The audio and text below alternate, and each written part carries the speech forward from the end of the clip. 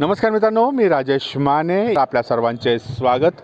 मित्रांनो, आता आपण आलेलो आहोत पिंपरी चिंचवडमध्ये आणि या ठिकाणी अखिल भारतीय नाट्य संमेलन जे 100रावं नाट्य संमेलन आहे. या 100रावं नाट्य संमेलन या ठिकाणी होत आहे आणि ह्या संमेलनाची जी तयारी सुरू आहे चिंचवडमध्ये मोरया गोसावी मैदान जे आहे, या मोरया गोसावी मैदानामध्ये संकुलामध्ये क्रीडा संकुल जे आहे या ठिकाणी ही तयारी चालू आहे. आपण माझ्या मागं बघत आहात कशा पद्धतीने ही सर्व तयारी चालू आहे.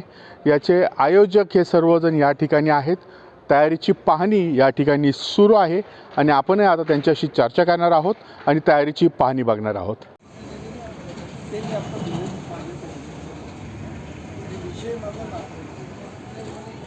लाईट आणि सेटची आणि मी भाऊंच्याबरोबर मॅनेज करायचं.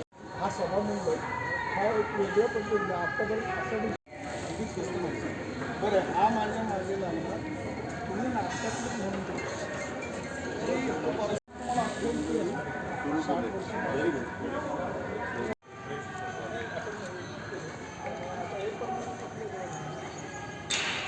आपली संपत्ती तेव्हा प्रशासन आम्ही स्वतः म्हणाले की आपण संपूर्ण महाराष्ट्रात सगळ्या संमेलनांना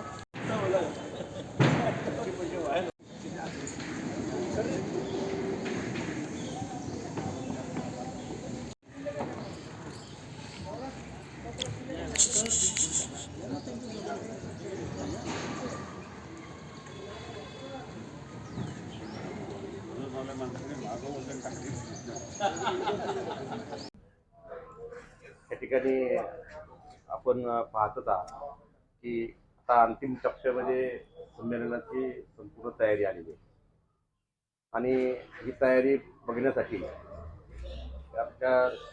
त्यांच्या सहमतीने आम्ही संमेलन बरोबर करीत आहोत. डी.वाय. पाटील ते कुलपती पी.डी. पाटील साहेब स्वतः सर्व पाहणी करण्यासाठी ते आज आपले या ठिकाणी उपस्थित आहेत.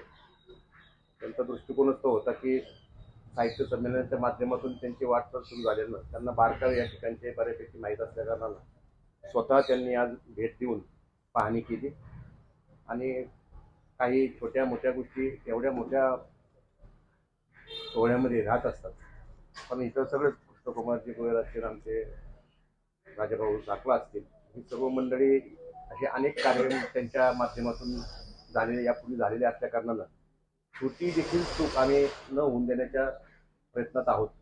आणि निश्चितपणे आपल्या कॅमेऱ्याने देखील टिकलं असेल किंवा एखादी उणीव राहू शकते, त्या कॅमेऱ्यात ते दिसू शकते, ती देखील आम्हाला आपण आपल्या रूपानं सांगावं. 100रावं नाट्य संमेलन आहे. जशी त्याची उत्सुकता तुम्हा लोकांना आहे तशी आम्हालाही अपार आहे आणि त्या उत्सुकतेपोटी आम्ही आज हे पाहायला आलो की कशी तयारी चाललेली आहे. कारण मी 89वं साहित्य संमेलन घेतल्यामुळं किती कष्ट घ्यावे लागतात याचा मला अनुभव असल्यामुळं मग भाऊसाहेबांनी किती पद तयार केली आणि भाऊसाहेबांनी तर खरोखरच भाऊसाहेबांचं एक मला अतिशय चांगलं वाटलं की योग्य माणसाची योग्य निवड. म्हणजे राजकारणी माणसाचं हे वैशिष्ट्य आहे, पण कलाकारी माणसाचं सुद्धा हे वैशिष्ट्य असावं जेणेकरून आता या ठिकाणी त्यांनी भूतकरांसारखं जे व्यक्तिमत्व आहे, ज्यांनी ह्या नाट्य संमेलनामध्ये नाट्य परिषदेमध्ये गेली 40 वर्ष काम केलेलं आहे, त्यामुळे योग्य ठिकाणी योग्य माणूस नेमायचा हे भाऊसाहेबांचं वैशिष्ट्य आहे. त्याचप्रमाणे ज्यांना त्यांनी मांडव दिला ती व्यक्तीसुद्धा अगदी थोर आहे. म्हणजे त्यांचे अनुभव त्यांनी सांगितले. 99 साली जे 79वं साहित्य संमेलन झालं आणि आता जे 100रावं साहित्य संमेलन होतंय ते दोन्ही मांडव तेच घालतायत आणि त्यांनी अप्रतिम असं उभं केलेलं आहे. यात आश्चर्य असं आहे, भूतकारांनी जे अनुभव आहेत त्यांना नाट्य संमेलनातले किंवा नाट्य परिषदेतले ते आपल्या स्वतःशी बाळगून त्यांनी 100 फोटो माजी अध्यक्षा म्हणजे आत्ताच्या अध्यक्षासकट सर्व अध्यक्षांचे फोटो लावले. म्हणजे हा पहिल्यांदा प्रयोग होता आणि त्यामुळे प्रेक्षकांना येणाऱ्या मीडियाला सुद्धा एक वैभवपूर्ण असं हे नाट्य संमेलन वाटणार आहे. दुसरं स्टेजची अरेंजमेंट पाहिली. एक मोठं स्टेज आहे, खाली छोटं स्टेज आहे. म्हणजे विविधता त्यांनी प्रत्येक ठिकाणी ठेवलेली आहे. तसंच VIP रूम ही सुद्धा वेगळी काढून कसं त्या पाहुण्यांना कमीत कमी चालता यावं आणि त्यात VIP रूम पण जाता यावं ती सोय व्यवस्था अगदी चोख ठेवली. भाऊसाहेब नशिबाने भाऊसाहेबांना जागाही चांगली योग्य आणि चांगली मिळालेली आहे. तेव्हा पिंपरी चिंचवडचं हे होणारं नाट्यसंमेलन हे ऐतिहासिक होणार आहे आणि परत कधी होईल असं मला वाटत नाही. इतकी तयारी भाऊसाहेबांनी केलेली आहे.